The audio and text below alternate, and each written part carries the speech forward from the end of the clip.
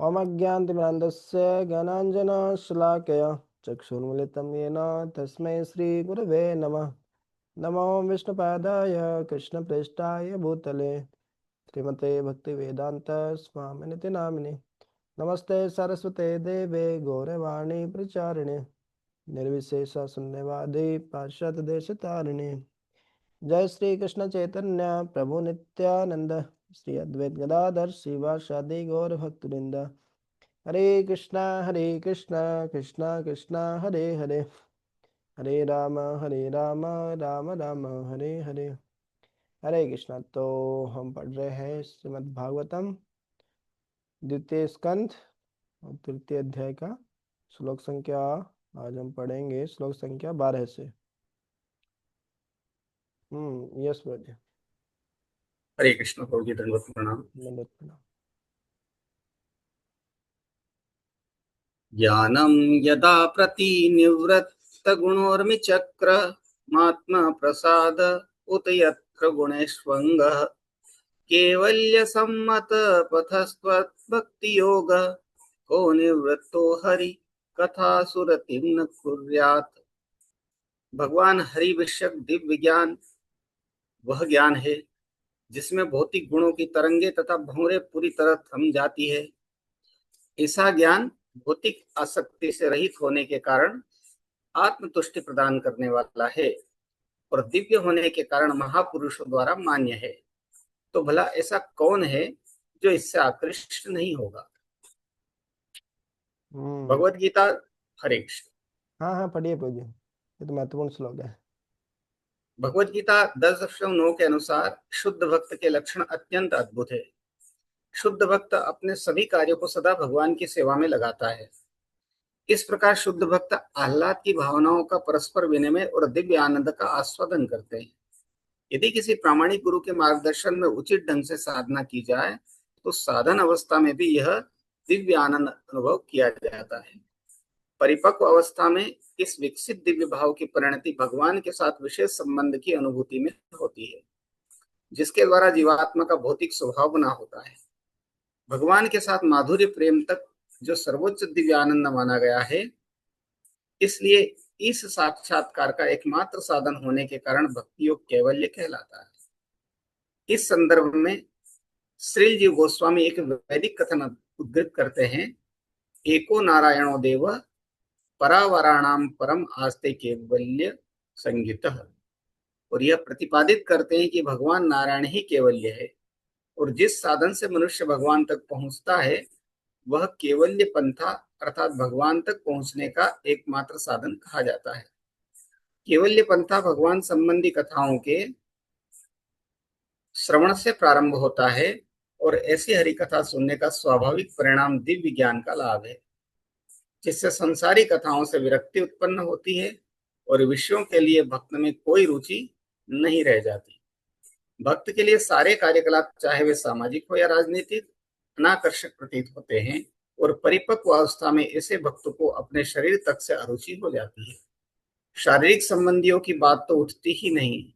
ऐसी दशा में वो भौतिक गुणों की तरंगों से विचलित नहीं होता।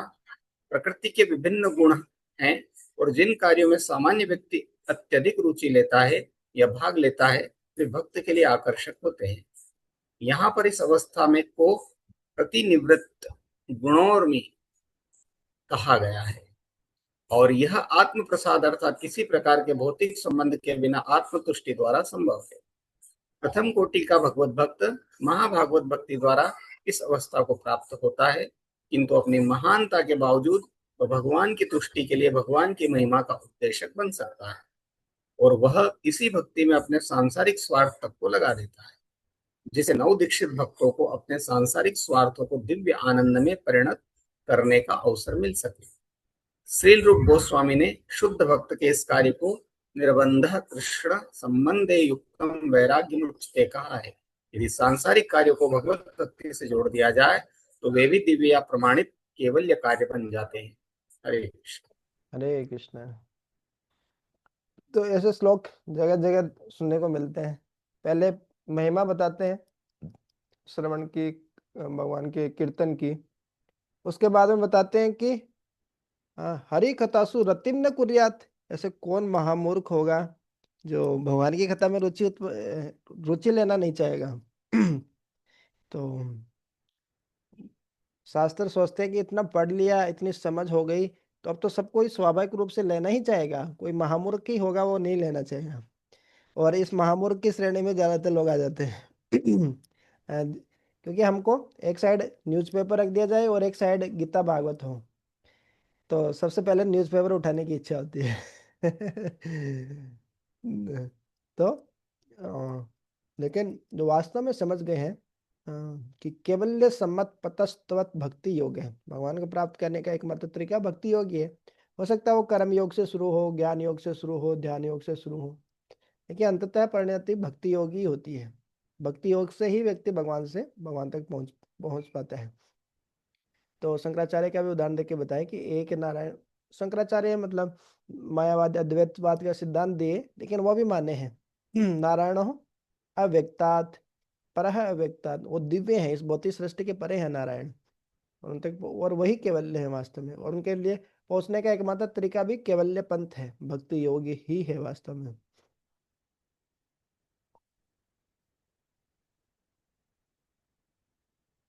हम्म, ये दो रूप गोस्वामी बताते हैं, भक्ति रसामृत सिंधु में आता है। एक होता है फल्गु वैराग्य, एक होता है युक्त वैराग्य। बहुत सारे लोग त्याग के बारे में वैराग्य शब्द बोलकर बहुत सारी चीजें जिनको भगवान की सेवा में लगाया जा सकता था उनका त्याग छोड़ देते हैं उनको, तो वो है फल्गु वैराग्य, फॉल्स रिनंसिएशन। ये है एक युक्त वैराग्य। भाई बहुत सारी चीजें हैं, आपके पास में है तो लगाओ भगवान की सेवा में, क्या समस्या। अब लैपटॉप है, अच्छा है, तो लगाओ भगवान की सेवा में, जूम क्लास में और अलग अलग तरीके में, तो कोई समस्या नहीं। किसी भी चीज को भगवान की संबंध में जोड़ना, तो वो भक्ति ही हो जाती है वास्तव में।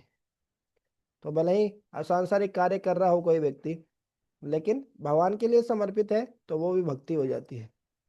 यहाँ तक कि मंदिर में भी कई बार लोग बोलते हैं, जैसे प्रसाद है, गिफ्ट शॉप है, गेस्ट हाउस है, अरे आप लोग क्या बिजनेस कर रहे हो यहाँ पे। या गेस्ट हाउस में एक दिन रुकने का 2,000 रुपया लगता है, इतना महंगा है गेस्ट हाउस। हाँ बात तो सही है, लेकिन बाहर के जो गेस्ट हाउस है उसमें भी तो लगता है रुपया। लेकिन बाहर के गेस्ट हाउस में जो रुपया चार्ज करते हैं वो खुद के लिए वो चार्ज करते हैं। यहाँ पे मंदिर में जो चार्ज करने हैं वो भगवान की सेवा के लिए यूज हो रहा है। मंदिर को चलाने के लिए भी तो पैसा चाहिए ना। भगवान बोले हैं योग क्षेमम वहामी हम, लेकिन किसी ना किसी माध्यम से तो आता ही है। हम्म, तो ये युक्त वैराग्य है। जो भी चीज़ है उसको भगवान की सेवा में हम लगा देते हैं। हमारा टैलेंट हो सकता है, हमारा नॉलेज ज्ञान हो सकता है, हमारा शरीर लगा सकते हैं, शारीरिक श्रम के द्वारा लगा सकते हैं, मानसिक लगा सकते हैं, बुद्धि को लगा सकते हैं, हमारा धन को लगा सकते हैं। तो ये सब युक्त वैराग्य है। ऐसे बहुत सारे, जब प्रभुपाद जी अमेरिका में थे तो बहुत सारे साधु, भारत से साधु जाते थे और पैसे का ढेर एक साथ, और फिर ऐसे करके फोटो खिंचाते थे, न्यूज में फोटो आता कि नहीं, पैसे से कोई मतलब नहीं, ये सब मोह माया है। शिला प्रभुपाद जी बोलते हैं कि बहुत सारा पैसा लेके आओ और मैं ऐसे करके, ऐसे आलिंगन करके पैसों का फिर फोटो खिंचाऊंगा। बोले ये मूर्ख लोग जानते नहीं कि जो लक्ष्मी है उसको कैसे भगवान की सेवा में लगाए जा सकते हैं। मेरे को दुनिया की सारी संपत्ति दे दो, उसको भगवान की सेवा में कैसे लगाना मेरे को पता है।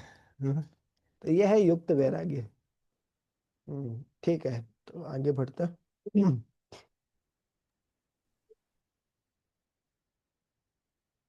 शौनक उवाच इत्यभिव्याहृतं राजा निशम्य भरतर्षभः विमन्य पृष्टवान् भूयो वैयासकीमुषिं कविम्। शौनक ने कहा, व्यासपुत्र श्री सुखदेव गोस्वामी अत्यंत विद्वान ऋषि थे और बातों को काव्यमय ढंग से प्रस्तुत करने में सक्षम थे। अतएव जो कुछ उन्होंने उसे सुनने के बाद महाराज परीक्षित ने उनसे और क्या पूछा। तात्पर्य, भगवत भक्त में सारे देवी गुण स्वतः विकसित होते हैं। इन गुणों में से कुछ महत्वपूर्ण गुण इस प्रकार हैं। वह दयालु, शांत, सत्यवादी, समदर्शी, त्रुटि रहित, उदार, मृदु, स्वच्छ, अनासक्त, सर्वसुभैषी, संतुष्ट, कृष्ण का शरणागत, लालसा रहित, सरल, स्थिर, आत्माराम, नियमित आहार करने वाला, ज्ञानी, शिष्ट, निर्भिमान, गंभीर, सहानुभूतिशील, मैत्री भाव वाला, कवि हृदय, दक्ष होता है तथा मौन रहता है। भक्त के इन 26 गुणों में जिनका वर्णन कृष्णदास कविराज ने चैतन्य चरितामृत में किया है, कवि हृदय का विशेष उल्लेख सुखदेव गोस्वामी के लिए हुआ है। उन्होंने श्रीमद् भागवत को सुनकर जिस तरह प्रस्तुत किया, वह उनकी कवित्व शक्ति का परिचायक है। वे स्वरूप सिद्ध विद्वान ऋषि थे। दूसरे शब्दों में वे ऋषियों में कवि थे। हरे कृष्ण।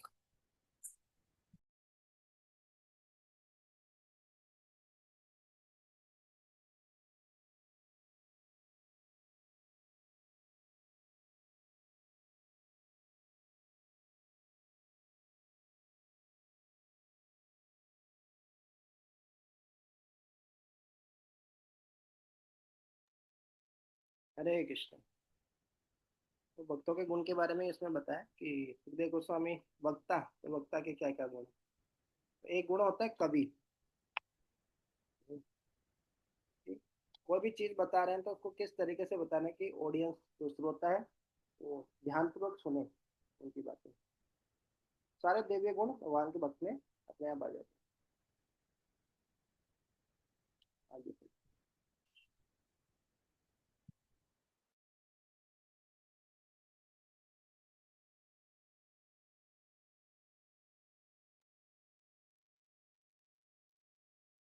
एतच्छ्रुतां विद्वंसु नौर्हसि भाषितुं कथा हरि कथोर्दका सतां शुह सदसि ध्रुवम। हे विद्वान सुद गोस्वामी, आप हम सबों को ऐसी कथाएं समझाते रहें क्योंकि हम सुनने को उत्सुक हैं। इसके अतिरिक्त ऐसी कथाएं जिनसे भगवान हरि के विषय में विचार विमर्श हो सके, भक्तों की सभा में अवश्य ही कहीं सुनी जाए। जैसा कि हम रूप गोस्वामी कृत भक्ति रसामृत सिंधु से पहले उद्धृत कर चुके हैं, यदि सांसारिक वस्तुओं को भी भगवान श्री कृष्ण की सेवा से जोड़ दें तो वे दिव्य बन जाती है। उदाहरणार्थ रामायण तथा महाभारत जैसे महाकाव्य भी, जो कि विशेष रूप से कम बुद्धिमान श्रेणी के लिए, स्त्रियों, शूद्रों तथा द्विज बंधुओं के लिए संस्तुत किए जाते हैं, वैदिक साहित्य माने जाते हैं, क्योंकि उनका संकलन भगवान के कार्यकलापों के संबंध में किया गया है। महाभारत को पांचवा वेद स्वीकार किया जाता है। अन्य चार विभाग है, साम, यजु, ऋग तथा अथर्व। अल्पज्ञानी लोग महाभारत को वेदों का अंग वेदांग नहीं मानते, लेकिन महर्षि तथा आचार्य इसे पांचवा वेद मानते हैं। भगवत गीता भी महाभारत का एक अंश है और यह अल्पज्ञ लोगों के लिए भगवान के उपदेशों से परिपूर्ण है। कुछ अल्पज्ञ कहते हैं कि भगवत गीता गृहस्थों के लिए नहीं, लेकिन ऐसे मूर्ख यह भूल जाते हैं कि इसी भगवत गीता का उपदेश अर्जुन को दिया गया, जो गृहस्थ था, और भगवान स्वयं भी गृहस्थ की भूमिका में थे। अतः यद्यपि भगवत गीता में वैदिक विद्या का उच्च दर्शन पाया जाता है, तो भी यह दिव्य विज्ञान के 9 सिखियों के लिए है और श्रीमद् भागवत स्नातकों तथा उत्तर स्नातकों के लिए है। अतः महाभारत, पुराण तथा अन्य ऐसे ही ग्रंथ जो भगवान की लीलाओं से ओतप्रोत है, सभी दिव्य ग्रंथ हैं और उनकी व्याख्या महान भक्तों के समाज में अत्यंत श्रद्धापूर्वक की जानी चाहिए। कठिनाई तो यह है कि जब ऐसा साहित्य व्यावसायिक व्यक्तियों द्वारा व्याख्यायित होता है, तो यह इतिहास या महाकाव्यों की तरह संसारी साहित्य लगता है, क्योंकि इसमें अनेक ऐतिहासिक तथ्य तथा आंकड़े रहते हैं। इसलिए कहा गया है कि ऐसे साहित्य की व्याख्या भक्तों के समाज में की जाए। जब तक ऐसे ग्रंथों की व्याख्या भक्तों द्वारा नहीं की जाती, तब तक उच्च श्रेणी के लोग ऐसे साहित्य का रसास्वाद नहीं कर सकते। अतः निष्कर्ष यह निकला कि अंततोगत्वा भगवान निर्विशेष नहीं है, वे परम पुरुष हैं और उनके कार्यकलाप विविध हैं। वे समस्त जीवों के पथ प्रदर्शक हैं और पतितात्माओं के उद्धार हेतु अपनी निजी शक्ति तथा इच्छा से अवतरित होते हैं। इस तरह वे एक सामाजिक, राजनीतिक या धार्मिक नेता की तरह भूमिका निभाते हैं, क्योंकि ऐसी भूमिकाएं अंततः भगवान की कथाओं की चर्चा में समाप्त होती है। अतएव ऐसी सारी प्रारंभिक कथाएं भी दिव्य है। मानव समाज के नागरिक कर्तव्यों के आध्यात्मिकरण का यही उपाय है। लोगों में इतिहास तथा अन्य सांसारी साहित्य यथा कहानी, उपन्यास, नाटक, पत्रिका, समाचार पत्र पढ़ने की प्रवृत्ति होती है। अतः उन्हें भगवान की सेवा के साथ क्यों न जोड़ लिया जाए, जिससे वे सभी भक्तों द्वारा आस्वादनीय कथाएं बन जाएं। भगवान निर्विशेष हैं, उनमें कोई क्रियाशीलता नहीं होती, वे पत्थर की तरह जड़ है एवं उनके न कोई नाम है न रूप। इस तरह के प्रचार ने लोगों को ईश्वर विहीन, श्रद्धाविहीन असुरों में परिणत कर दिया है। इस तरह वे जितना ही भगवान के दिव्य कार्यकलापों से दूर हटते जाते हैं, उतना ही अधिक संसारी कार्यों में अभ्यस्त होते जाते हैं, जिससे भगवत धाम जाने के बजाय उनका नरक जाने का मार्ग साफ होता रहता है। श्रीमद् भागवत पांडवों के इतिहास आवश्यक राजनीति तथा सामाजिक कार्यों से युक्त से प्रारंभ होता है, तो भी यह परमहंस संहिता अथवा श्रेष्ठ योगी के लिए वैदिक साहित्य कहलाता है और इसमें परम ज्ञानम अर्थात सर्वोच्च दिव्य ज्ञान का वर्णन मिलता है। भगवान के सारे शुद्ध भक्त परमहंस हैं। वे उन हंसों के समान हैं जो दूध तथा पानी के मिश्रण में से दूध विलक करके पीने की कला जानते हैं।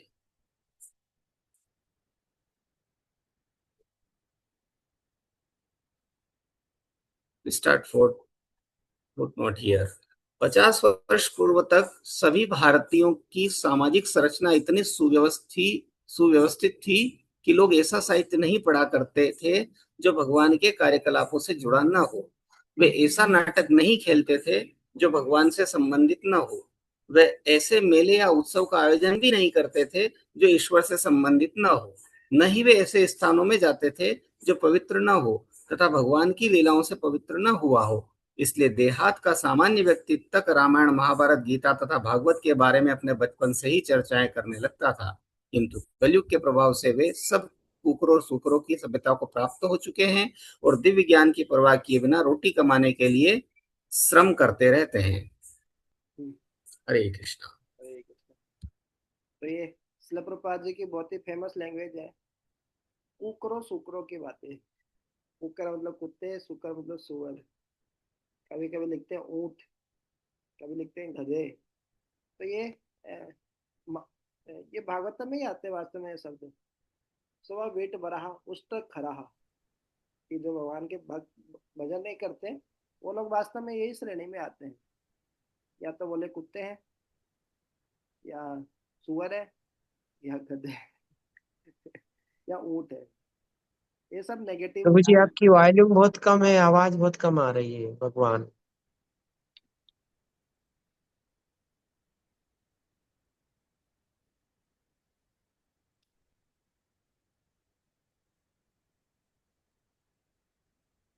क्षमा चाहते हैं। हरे कृष्णा। अभी ठीक है प्रभु जी।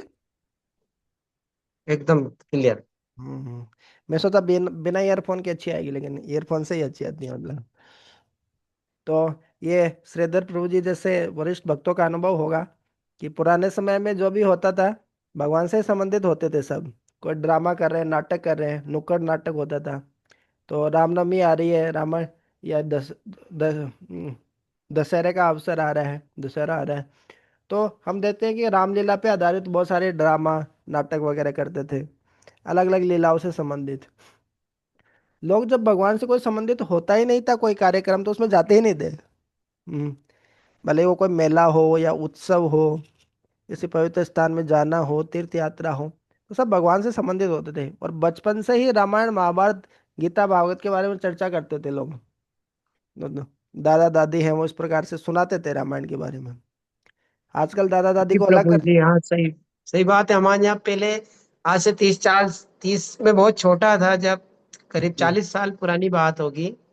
बहुत अच्छी रामायण होती थी, रामलीला होती थी हमारे यहाँ नाटक। हम्म। उसमें सर्वप्रथम विदूषक का रोल होता था शुरू में, फिर बाद में वंदना आरती होती थी, राम दरबार आते थे, फिर उसके बाद में पूरा अलग अलग नाटक के सब अलग अलग रोल करते थे। तो यानी कि हमारे यहाँ की जो रामलीला जो नाटक थी वो प्रसिद्ध हो गई थी, और वो जगह जगह जाते भी थे वो। यानी बहुत अच्छा लगता था, मतलब रात्रि के समय में बहुत आनंद आता था। उस समय लाइट वाइट नहीं थी, वो गैस चलता था, गैस और वो मसाल जैसी रहती थी ना, उसमें मतलब करते थे वो। बहुत अच्छा लगता था, और पूरे गांव के मतलब एकत्रित होकर के बहुत अच्छे से नाटक को देखते थे। जी। बड़ा अच्छा लगता था, बहुत सुंदर था, बहुत अच्छे भाव थे, और प्रेम भी बहुत था उस समय में लोगों में एक दूसरे में। बहुत अच्छे भाव थे। हम्म। हरे कृष्ण। अ- अभी तो सामान्यतः जब लोगों को एकत्र करना होता है, इकट्ठा करना होता है, तो कई बार लालच दे के बुलाना पड़ता है, पैसे दे के बुलाते हैं कुछ लोग, कथाओं में भी। क्यों? उन जो कथा करने वाले हैं वो भी शुद्ध नहीं है, और जो अ, आजकल की जो जनता है उनका भी कोई किसी लालच के लिए, भौतिक लाभ के लिए ही भगवान भक्ति भी करेंगे तो कोई भौतिक लाभ चाहिए उनको। कि पहले कम से कम इतना कॉमन सेंस होता था कि हाँ भगवान के विषय की बात हो रही है, भगवान की चर्चा हो रही है, तो निस्वार्थ भाव से सेवा का भाव रहता था। जैसे प्रभु जी बता रहे हैं आपस में बहुत प्रेम रहता था, पूरा का पूरा गांव एक जगह आके देख रहा है, पूरा शहर एक जगह आके देख रहा है। अभी ऐसा नहीं है, अभी मतलब पड़ोसी ही दूसरे को पहचानता नहीं है, उनको ज्यादा लेना देना नहीं है आजकल, विशेष तौर से शहरों में तो कोई मतलब नहीं है। पड़ोस में भी कोई चला भी जाता है, किसी किसी कोई शरीर भी छोड़ देता है तो बगल वाले को मतलब नहीं रहता कुछ तो ऐसी सभ्यता है अभी। तो ये ईश्वर विहीन सभ्यता, रामलीला जैसे प्रभु जी बता रहे हैं, कई कई दिनों पहले से तैयारी करते थे, पूरे भाव से उसका प्रेजेंटेशन होता था, रामलीला होती थी, है? तो एक भगवान के प्रति स्वाभाविक प्रेम आता था। और जैसे जैसे इसका व्यवसायीकरण होने लग गया, गीता भागवत का जो कथा करने वाले, हम उसको पूरा व्यवसाय बना दिए हैं कि हम पैसा लेंगे इस पर। जब से शिक्षा, मतलब भौतिक शिक्षा हो या आध्यात्मिक, जब से पैसे के माध्यम से होने लगी है, तो स्टूडेंट भी समझते हैं हमने पैसे दिए, फ्री में पढ़ा रहा है क्या पहले लेकिन आचार्यों के पास में, गुरुओं के पास में जब जाते थे तो ऐसे पैसा नहीं लेते थे, गुरु दक्षिणा लेते थे लास्ट में तो उसमें गुरु के प्रति एक सम्मान होता था शिष्य का। और गुरु भी योग्य होते थे। अभी क्या गुरु भी योग्य नहीं, फिर शिष्य भी वैसे ही, तो चारों तरफ से मार खाते हैं फिर। हाँ, और विशेष रूप से बिना भगवान को केंद्र में रखे कोई कार्य नहीं होता था और ये बहुत इंटरेस्टिंग बताया कि क्यों ना हर चीज को भगवान से जोड़ा जाए। अब हर चीज आ गई, लोग आजकल के सारे युवा बच्चे इंस्टाग्राम में लगे हैं, फेसबुक है, बहुत सारे ऐसे ऐसे चीजें आ गई जो पुराने लोग तो समझते भी नहीं है, ट्विटर ये वगैरह वगैरह तो लेकिन इन सब चीजों को यदि कोई चला रहा है तो वहां पे भी भगवान को क्यों नहीं, भगवान के बारे में कुछ बना के वहां पे भी रील्स छोड़ दी जाए, हैं? तो ऐसे जहां पे लोगों का इंटरेस्ट है वहीं पे भगवान भगवान से संबंधित उसको क्यों नहीं कर दिया जाए। तो कम से कम नरक तो नहीं जाएंगे, वहां पे भी भगवान से संबंधित कुछ देखेंगे तो भला ही होगा उनका। तो इस प्रकार से भक्त लोग प्रयास करते हैं, जो टेक्नोलॉजी है उसका भी यूज करके। तो पहले भी इसी प्रकार से होता था, कि भगवान, जहाँ पे भगवान नहीं है तो उस चीज का कोई मतलब ही नहीं है। हाँ, तो ये रामायण महाभारत, ये चार वेद तो पढ़ना बहुत मुश्किल है, लेकिन फिर रामायण महाभारत की रचना की गई, महाभारत को पांचवा वेद माना गया है। महाभारत में क्या कथा है ना, पॉलिटिक्स, राजनीति। तो राजनीति सबको अच्छी लगती है, हमको भी, अरे मोदी जी ये नहीं कर रहे है ना, राहुल गांधी तो पप्पू है, ये है वो है, तो ऐसी बातें करने में सबको बड़ा मजा आता है। तो भगवान बोले कि ऐसा ही क्यों नहीं दिया जाए, राजनीति के बारे में क्यों नहीं महाभारत कुछ ऐसा किया जाए कि सबको सबको इंटरेस्ट ले उसमें। जैसे आप मार्केट में जाके वहाँ पे भगवत गीता सुनाने लग जाएंगे, हम देखिए भगवत गीता के बारे में हम बता रहे हैं, 9वें अध्याय का 22वां श्लोक, अरण्यास चिन्तयन्तो माम ये जनाः पर्युपासते तेषां नित्याभियुक्तानां योगक्षेमं वहाम्यहम्। देखिए टेंशन मत लीजिए, भगवान का आप चिंतन करेंगे तो भगवान योग क्षेमम, जो नहीं है आपको दे देंगे, जो है आपके पास उसकी रक्षा करेंगे। तो बहुत कम लोग ही आएंगे जो सुनने सुनने के लिए आएंगे, लेकिन 5-7 लोग वहां पे जाके आपस में झगड़ा करने लग जाएंगे यदि अपन तो सब लोग आ जाएंगे, ओ झगड़ा हो रहा है, झगड़ा हो रहा है, चलो देखे मजा आएगा, कौन कौन लड़ाई कर रहे हैं। तो लोग बहुत इंटरेस्ट लेते हैं फाइटिंग में, इसलिए तो युद्ध होते हैं, अभी युद्ध भी चल ही रहे हैं। तो फिर जब सब लोग इकट्ठा हो जाए एक साथ चारों तरफ देखने के लिए हमारा युद्ध, उस समय उनको भगवत गीता का संदेश होता है कि बहुत अच्छा, आप सब लोग एकत्र हुए हैं, जैसे नैमिषारण्य में 86,000 ऋषि एक साथ एकत्र हुए, तो वैसे सब आप लोग बहुत ही भाग्यशाली हैं, आप लोग एकत्र हुए हैं, अभी आपको हम कथा सुनाते हैं तो ऐसा ही भगवान ने कुछ ऐसा ही किया कि जो महाभारत है, पॉलिटिक्स है, राजनीति, कूटनीति, सब कुछ है, उसके बीच में ये भगवत गीता सुनाया। तो ये भी एक टेक्निक है, कला है। प्रचार करने वाला को बहुत बुद्धिमान होना चाहिए कि किस प्रकार से कभी वीडियो दिखाना है, कभी किस तरीके से जोड़ना है, अलग अलग लोगों के इंटरेस्ट के हिसाब से उनको भगवान से किस प्रकार से जोड़ सकते हैं। और कुछ अपना अनुभव हो तो बता सकते हैं, जैसे हंस का भी उदाहरण दिया, तो सार सार ग्राही होते हैं जो भक्त होते हैं।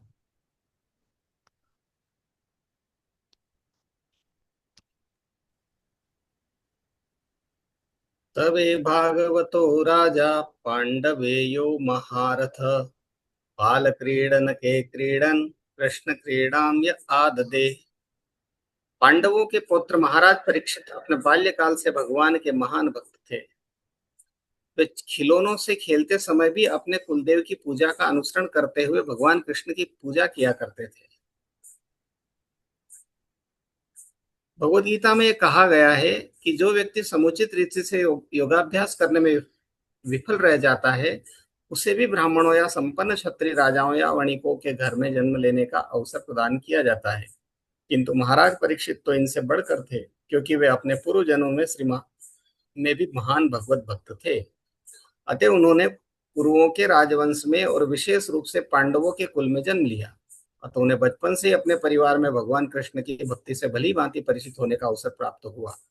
सारे पांडव स्वयं भगवान के भक्त होने के कारण राजमहल के कुल देवता का सम्मान करते थे। सौभाग्यवश ऐसे परिवारों में जन्म लेने वाले बालक अपने बाल्यकाल के खेलों में भी ऐसी देव पूजा का अनुसरण करते हैं। भगवान श्री कृष्ण की कृपा से हमें भी एक वैष्णव कुल में जन्म लेने का सौभाग्य प्राप्त हुआ और हमने अपने पिता का अनुकरण करते हुए बचपन में भगवान कृष्ण की पूजा का अनुसरण किया। हमारे पिता हमें सभी उत्सव मनाने के लिए प्रोत्साहित करते रहे, चाहे वह रथ यात्रा हो या डोल यात्रा, और हम बालकों को तथा हमारे मित्रों को प्रसाद वितरित करने में खुले दिल से धन भी व्यय करते रहे। हमारे गुरु भी वैष्णव कुल में उत्पन्न हुए थे और उन्हें अपने महान वैष्णव पिता ठाकुर भक्ति विनोद से सारा प्रोत्साहन प्राप्त होता रहा। सारे भाग्यशाली वैष्णव परिवारों में ऐसा ही होता है। सुप्रसिद्ध मीराबाई गोवर्धन धारी भगवान कृष्ण की महान भक्तिन थी। ऐसे भक्तों का जीवन बहुधा एक जैसा होता है, क्योंकि भगवान के सभी बड़े बड़े भक्तों के प्रारंभिक जीवन में समानता रहती है। जीव गोस्वामी के अनुसार महाराज परीक्षित ने भगवान कृष्ण के वृंदावन की बाल लीलाओं को अवश्य सुना होगा, क्योंकि वे अपने किशोर सखाओं के साथ इन लीलाओं का अनुकरण करते थे। श्रीधर स्वामी के अनुसार महाराज परीक्षित गुरुजनों द्वारा कुल देवता की पूजा का अनुसरण करते थे। श्री विश्वनाथ चक्रवर्ती ठाकुर ने भी श्री जीव गोस्वामी के कथन की पुष्टि की है। उनके मतानुसार महाराज परीक्षित को बाल्यकाल से भगवान कृष्ण की भक्ति में आसक्ति थी। उन्होंने उपर्युक्त कार्यकलापों में से किसी का अनुकरण किया होगा और ये सभी कार्यकलाप ये सिद्ध करते हैं कि बाल्यकाल से भक्त थे, जो कि महाभागवत का लक्षण है। ऐसे महाभागवत नित्य सिद्ध कहलाते हैं, जिसका अर्थ है जन्म से ही मुक्तात्मा होना। किंतु ऐसे भी लोग हैं जो जन्म से ही मुक्त न हो, अपितु संगति से भक्ति की प्रवृत्ति विकसित करते हो। ऐसे लोग साधन सिद्ध कहलाते हैं। अंततोगत्वा इन दोनों में कोई अंतर नहीं रहता। अतएव निष्कर्ष निकलता है कि शुद्ध भक्तों की संगति से कोई भी साधन सिद्ध भगवत भक्त बन सकता है। इसका ज्वलंत उदाहरण हमारे महान गुरु श्री नारद मुनि है। अपने पूर्व जन्म में मात्र एक दासी पुत्र थे, किंतु महान भक्तों की संगति से वे ऐसे भगवत भक्त बन गए जो भक्तिमय सेवा के इतिहास में अद्वितीय हैं। हरे कृष्ण। हरे कृष्ण। तो अंत में तो जो दो दो प्रकार के भक्त होते हैं, एक साधन सिद्ध भक्त, एक नित्य सिद्ध भक्त। वो हमेशा से सिद्ध ही होते हैं। वो केवल प्रचार करने के लिए, हम जैसे लोगों का उद्धार करने के लिए आते हैं। और हम जैसे जो लोग हैं संघर्ष करते हैं, साधना कर करके सिद्ध होने का प्रयास कर रहे हैं। तो जो परीक्षित महाराज थे वो तो नित्य सिद्धि है। और बता रहे प्रभुपाद जी, जैसे भगवत गीता में भगवान बताते हैं हाँ, कि किसी योगी का जब पतन होता है, तो या तो किसी ब्राह्मण परिवार में उसका जन्म होता है, या योगी श्रीमताम गेहे, या किसी धनी परिवार में जन्म होता है, क्षत्रिय या वणिक इस परिवार जन्म, और उनको बचपन से भक्ति करने का मौका मिलता है। वो- तो वो बहुत ही भाग्यशाली होते हैं जिनको बचपन से ही भक्ति के संस्कार मिल जाते हैं। तो इसलिए प्रभा जी अपने खुद के बारे में बता रहे हैं कि उनके पिताजी भगवान की अर्चना करते थे, पूजा करते थे। वो भी बचपन से सीखे हैं ये सब चीजें। और भक्ति सिद्धांत सरस्वती ठाकुर प्रभा जी के गुरु, उनका भी जन्म हुआ भक्ति विनोद ठाकुर महाराज के परिवार में। तो उनको भी भक्ति करने का बचपन से ही मौका मिला। ये सब भगवान की कृपा कृपा से ही होते हैं। पहले के जन्म में जो भक्ति की हुई है वही आगे बढ़ती है, ऐसे भक्ति करने का मौका मिलता है। नेहा नेहा विक्रम नासो अस्ति प्रत्यवायो न विद्यते। तो जितने भी हम भक्ति करते हैं उसका कभी विनाश नहीं होता।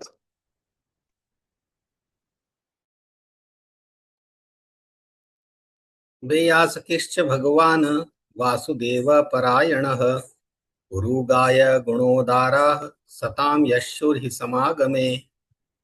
व्यास पुत्र सुखदेव गोस्वामी दिव्य ज्ञान से पूर्ण भी थे और वसुदेव पुत्र भगवान श्री कृष्ण के महान भक्त भी थे।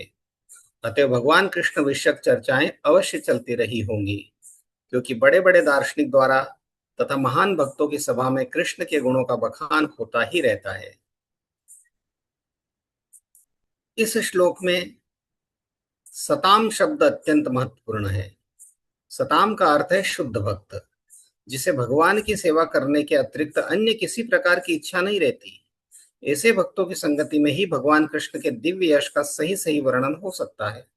भगवान ने कहा है कि उनकी कथाएं आध्यात्मिक महत्व से युक्त होती हैं, और यदि कोई एक बार भी सताम की संगति में भगवान के विषय में श्रवण करता है तो उसे इस महान शक्ति का आभास मिल जाता है और उसमें स्वतः भक्ति उत्पन्न हो जाती है, जैसा कि पहले कहा जा चुका है। महाराज परीक्षित जन्म से ही भगवान के भक्त थे, उसी तरह सुखदेव गोस्वामी भी थे। वे दोनों महान वे दोनों समान स्तर पर थे। यद्यपि ऐसा प्रतीत होता है कि महाराज परीक्षित राजसी सुविधाओं के अभ्यस्त थे, जबकि सुखदेव गोस्वामी एक आदर्श महान त्यागी थे। यहाँ तक कि वे शरीर में वस्त्र भी नहीं धारण करते थे। ऊपर ऊपर से दोनों में विरोधाभास दिख सकता है, लेकिन मूलतः दोनों ही अन्य शुद्ध भगवत भक्त थे। जब ऐसे भक्त इकट्ठे जुटते हैं तो उनके पास भगवान की महिमा चर्चा करने का भक्ति योग के अतिरिक्त अन्य कोई विषय नहीं रहता। भगवत गीता में भी जब भगवान तथा उनके भक्त अर्जुन के बीच वार्ता हुई तो भक्ति योग के अतिरिक्त कोई दूसरी चर्चा नहीं हो सकती थी। फिर भी इस पर संसारी विद्वान अपने अपने तरीके से सोच सकते हैं। श्रील जीव गोस्वामी के अनुसार वैयासकी शब्द के बाद च शब्द का प्रयोग यह बताता है कि सुखदेव गोस्वामी तथा महाराज परीक्षित दोनों ही पहले से एक कोटि के थे। यद्यपि उनमें से एक गुरु की भूमिका निभा रहा था और दूसरा शिष्य की। चूंकि श्री कृष्ण की ही कथाओं की केंद्र है, अतः वासुदेव परायण शब्द वासुदेव के भक्त को सामान्य लक्ष्य के तौर पर सूचित करता है।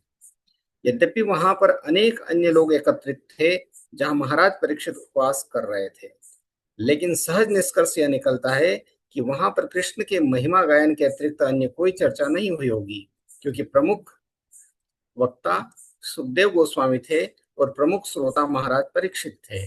अतः भगवान के दो प्रमुख भक्तों के बीच कहे तथा सुने जाने के कारण श्रीमद् भागवत भगवान श्री कृष्ण के महिमा गायन के ही निमित्त है। हरे कृष्ण।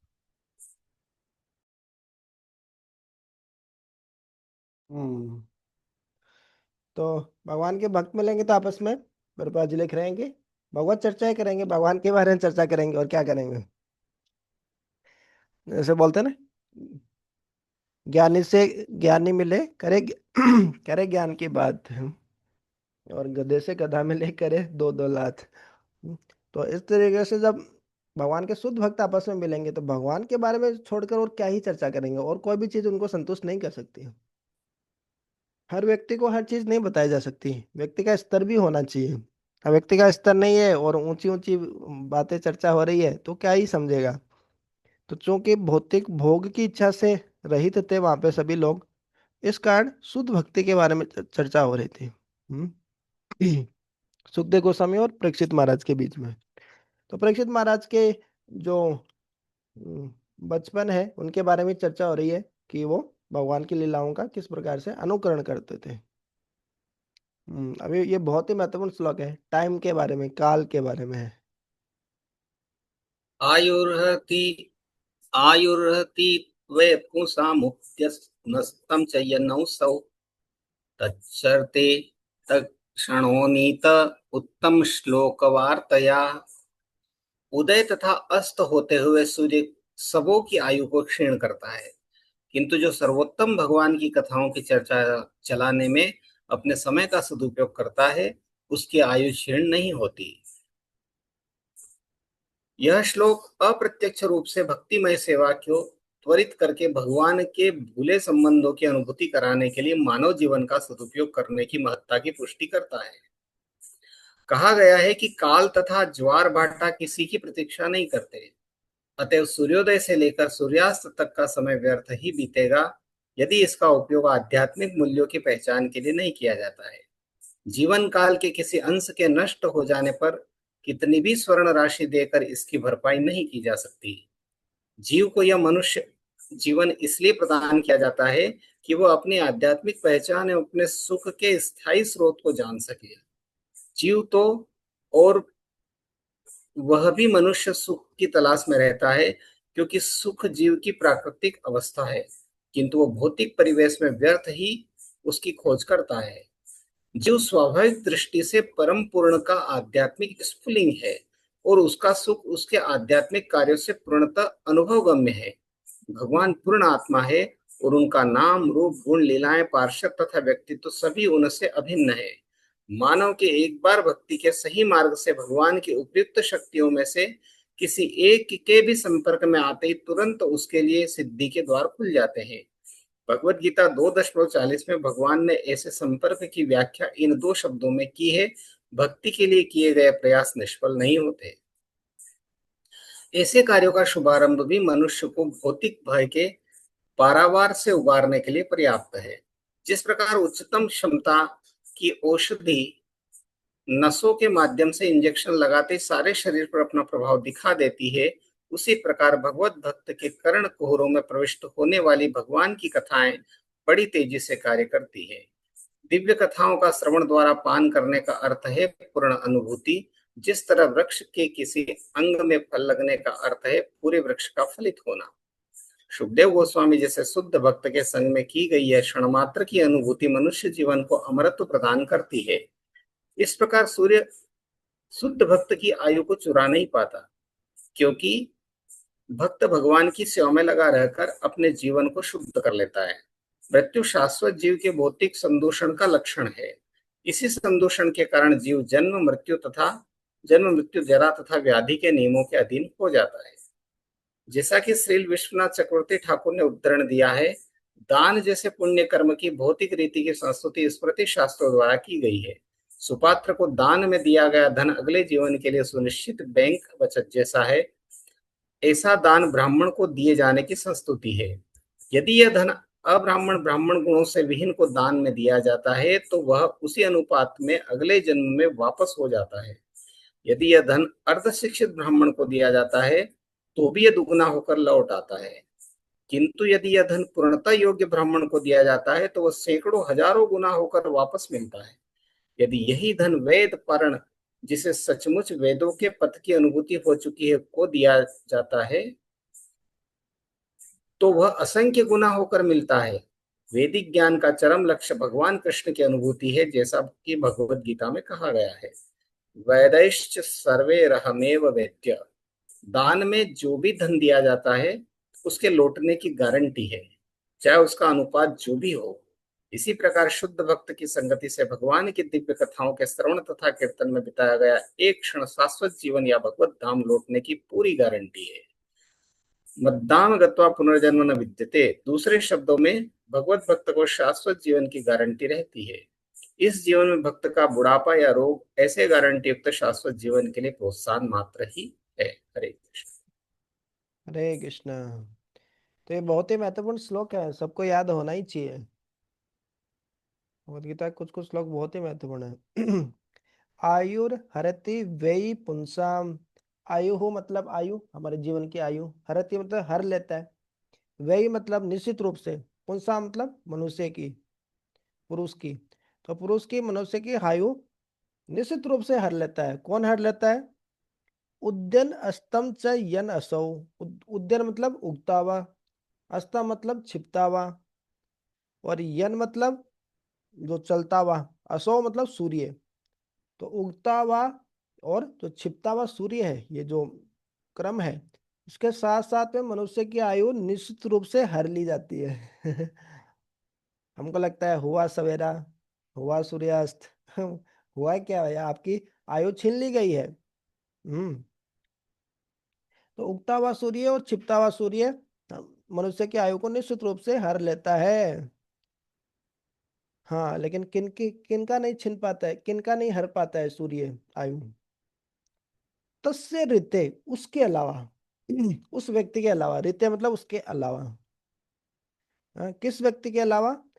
जो व्यक्ति यत क्षणः नीतम, जो क्षण, जो समय का, नीतम मतलब उपयोग करता है, बिताता है, नी मतलब लेके जाना, नी से नेता शब्द आता है, जैसे जो आगे लेकर जाता है लोगों को, अग्रणी जो होता है नेता। तो नीता, जो क्षण बिताया गया है, उत्तम श्लोक वार्ताया, उत्तम श्लोक मतलब भगवान की वार्ता में, भगवान की कथा में जो समय बिताया गया है, उस समय को छोड़ के बाकी सब समय, जो उगता हुआ और जो छिपता हुआ सूर्य है, हमारी जीवन की आयु को हर ले रहे हैं। हाँ, लेकिन भगवान की कथा में जो हम समय बिताएं उसको नहीं छीनता है। क्यों? क्योंकि ये तो इन्वेस्टमेंट हो गया, परमानेंट इन्वेस्टमेंट हो गया है। जैसे हम बहुत प्रकार का इन्वेस्टमेंट करते हैं, कुछ एफडी वगैरह करवा दी तो वो परमानेंट हो गई, वो मिलेगा हमको, कई गुना होके मिलेगा। बाकी इस प्रकार से कुछ थोड़ा बहुत पैसा था हमारे पास, खर्चा हो गया, फिर बच गया, थोड़ा खर्चा हो गया, तो वो पैसा हमारा नष्ट होना ही है। इस प्रकार से खर्चे में लग ही जाएगा, घर में सबको पता है, कुछ भी पैसा होता है खर्च हो ही जाता है वो। हाँ, तो उसी प्रकार से जो सूर्य है, उगता और छिपता हुआ सूर्य मनुष्य की आयु को पक्का हर लेता है, लेकिन उस भक्त की आयु को नहीं छीन पाता जो अपने समय को भगवान की सेवा में लगाते हैं। वो क्योंकि जो समय भगवान की सेवा में लगाया वो परमानेंट हो गया उसका, वो नष्ट नहीं हुआ समय। बाकी भगवान की सेवा को छोड़ के जो कोई कार्य किया वो सब क्षणभंगुर है, वो सब भौतिक है, वो सब टेम्परेरी है, वो नष्ट हो जाएगा सब उसका फल। लेकिन भगवान की सेवा में जो समय लगाया गया वो कभी नष्ट नहीं होता है, वो परमानेंट है, भगवान की सेवा में परमानेंट लग गया है। हम्म तो कितना सुंदर श्लोक बता रहे हैं सुखदेव गोस्वामी जी। आयुर्हर्ति वै पुंसाम उद्यनस्तम च यनसो तस्य रीते यत् कृष्णो नीतम उत्तम श्लोक वार्तया। तो याद हो गया ना? आयुर्हर्ति वै पुंसाम उद्यनस्तम च यनसो तस्य रीते यत् कृष्णो नीतम उत्तम श्लोक वार्तया। किनको याद हो गया? बहुत सिंपल है, एक दो बार गाएंगे तो याद हो जाएगा। आयुर्हर्ति वै पुंसाम उद्यनस्तम च यनसो तस्य रीते यत् कृष्णो नीतम उत्तम श्लोक वार्तया। उगता और छिपता हुआ सूर्य सबकी आयु को हर लेता है, लेकिन उनकी आयु को नहीं, तस्य रीते उनकी आयु को नहीं, जो भगवान की सेवा में अपना समय बिताते हैं। तो वही है असली इन्वेस्टमेंट, जो असली निवेश जो बोलते हैं हिंदी में। बाकी तो समय हमारा खराब ही होता है। तो प्रपात जी तात्पर्य में बता रहे हैं, देखिए समय किसी का इंतजार नहीं करता, time and tides wait for none. समय और ज्वार भाटा किसी का इंतजार नहीं करता, वो समय तो बीतता ही जा रहा है हमारा। कब हम इतने बड़े हो गए, हम बोलते हैं कि मैं 20 साल बूढ़ा हो गया, 30 साल बूढ़ा हो गया, इंग्लिश में बोलते हैं 20 ईयर्स ओल्ड, 30 ईयर्स ओल्ड, मतलब हम बूढ़े तो होते ही जा रहे हैं। बूढ़े की परिभाषा क्या है? एक बार पूछा गया कि कौन व्यक्ति बूढ़ा है, बोले बूढ़ा उस व्यक्ति को बोलते हैं जो मृत्यु के करीब हो। तो बताइए जी, कौन मृत्यु के करीब नहीं है? नहीं। किसी को पता नहीं मृत्यु कब भी आ सकती है, तो सभी तो बूढ़े हैं। इसी कारण अंग्रेजी में बोलते हैं 30 ईयर्स ओल्ड, 40 ईयर्स ओल्ड, इतना ओल्ड हो गया हूँ, इतना मैं बूढ़ा हो गया हूँ। तो उज्जैन के राजा भरतहरि वो भी अपना अनुभव बताते हैं इसमें समय से संबंधित।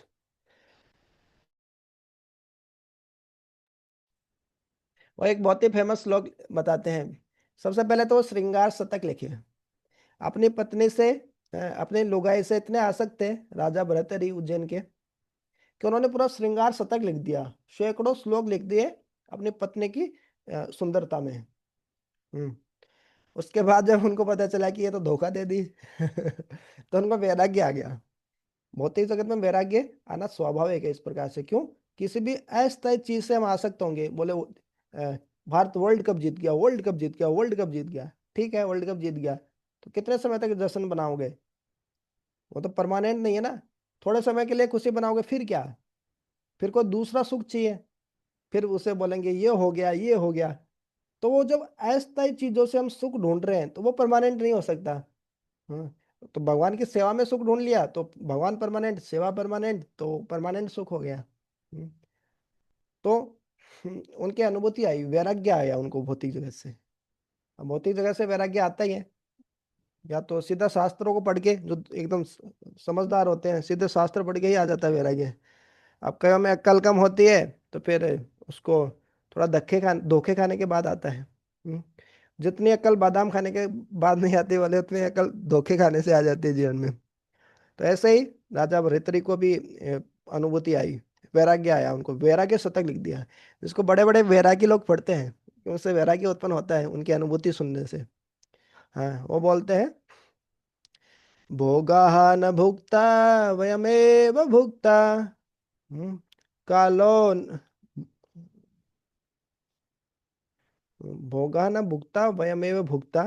उसके बाद बोलते हैं, कालो न याता वयमेव याता, तृष्णा न जीर्णा वयमेव जीर्णा। उससे पहले एक और लाइन बोलते हैं,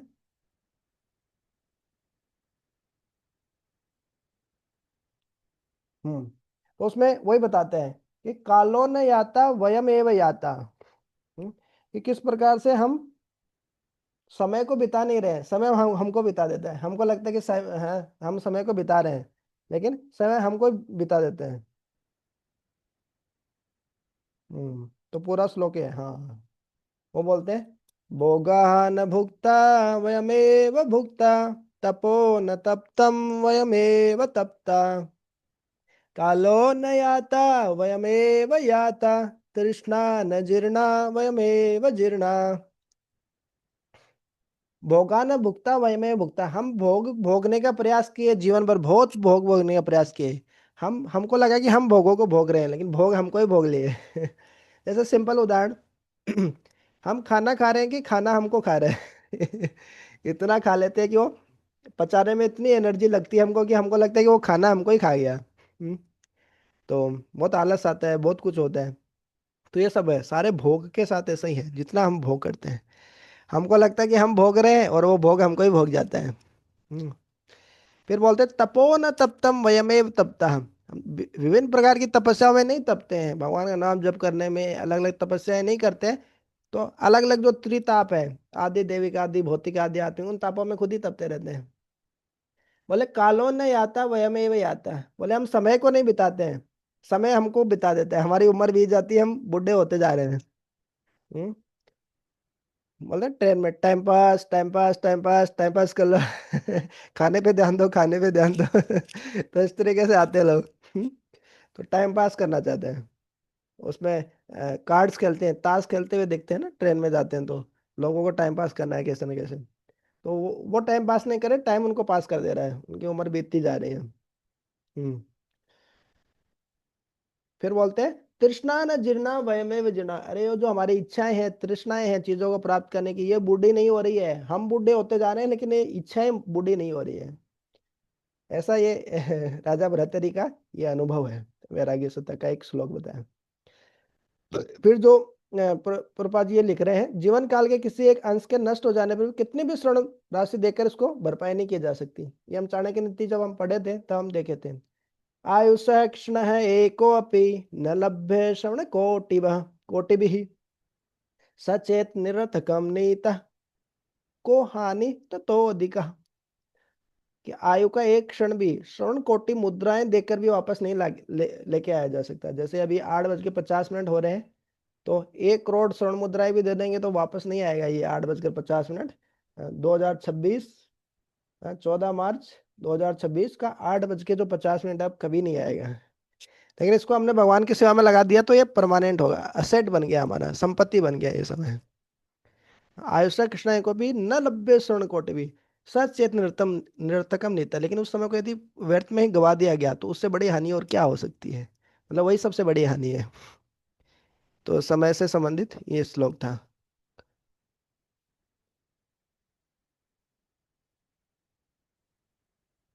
हम्म।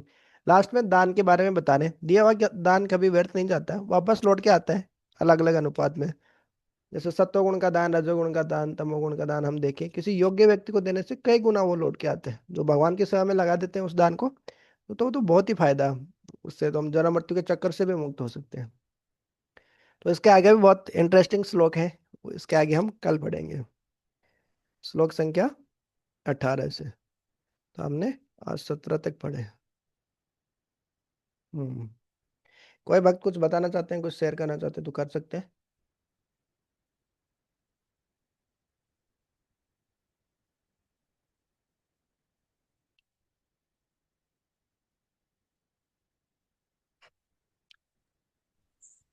श्रीधर प्रभु जी, राठौड़ प्रभु जी, और कोई भक्त?